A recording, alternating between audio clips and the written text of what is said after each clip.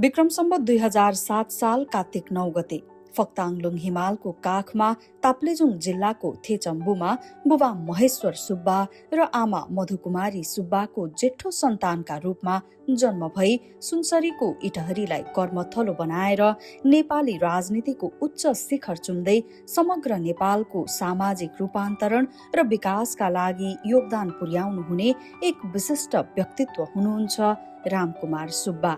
आफ्नो बुबाको सामाजिक अवधारणा र कर्मबाट प्रभावित भएका रामकुमार सुब्बाले उहाँकै आदर्श पछ्याउँदै राजनीतिमा प्रवेश गर्नुभयो।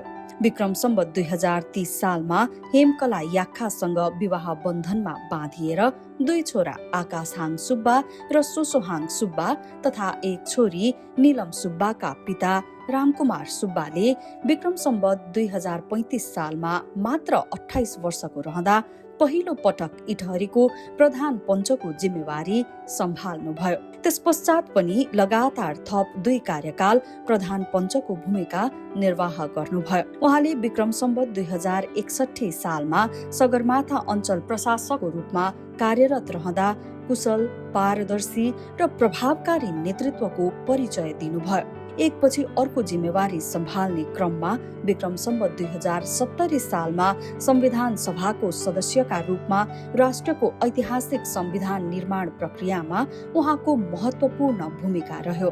साथै नेपाल सरकारको भूमि सुधार तथा व्यवस्था मन्त्रीका रूपमा भूमि सम्बन्धी नीति सुधार, व्यवस्थापन तथा न्यायोचित वितरणमा दूरगामी प्रभाव पार्ने कार्य गर्नुभयो। अविश्रान्त यात्री जस्तै विभिन्न भूमिकामा रहेर देश र जनताको सेवामा समर्पित रहनु भएकोमा राज्यको तर्फबाट सेवा पदक, समाज सेवा पदक, राष्ट्रिय सेवा पदक समेत प्राप्त गर्नु भएको छ। उहाँ सदैव पद, जाति, धर्म तथा राजनीतिक सीमा भन्दा माथि उठेर राष्ट्र र समाजको समृद्धिका लागि निरन्तर समर्पित रहनु भएको छ। विशेष गरी नेपालमै पहिलो पटक छरिएर रहेका इटहरीका फुल ट्रिप ढुवानी व्यवसायीहरूलाई एउटै परिसरभित्र एकीकृत भएर काम गर्ने अभ्यासको सुरुवात गराउनुमा उहाँको महत्वपूर्ण भूमिका रह्यो। उहाँले प्रदान गर्नुभएको जग्गामा नै यस अभ्यासको सुरुवात भएको हो। यसबाट लाभान्वित भएका ढुवानी व्यवसायीहरू अन्यत्र सरेर गए पनि यस अभ्यासलाई भने निरन्तर राखेका छन्। लामो समयदेखि सार्वजनिक जीवनमा विविध जिम्मेवारीहरू कुशलतापूर्वक सम्हाल्दै राष्ट्र निर्माणको यात्रामा निरन्तर समर्पित रहनुभएका रामकुमार सुब्बा आज अनुभव, इमान्दारिता र दूरदृष्टिको उत्कृष्ट उदाहरणका रूपमा स्थापित हुनुहुन्छ। उहाँको दीर्घकालीन निष्ठा, पारदर्शी नेतृत्व र समाजप्रतिको अटुट समर्पणले राष्ट्र र जनजीवनमा पुर्याएको अतुलनीय योगदान सदैव स्मरणीय रहनेछ।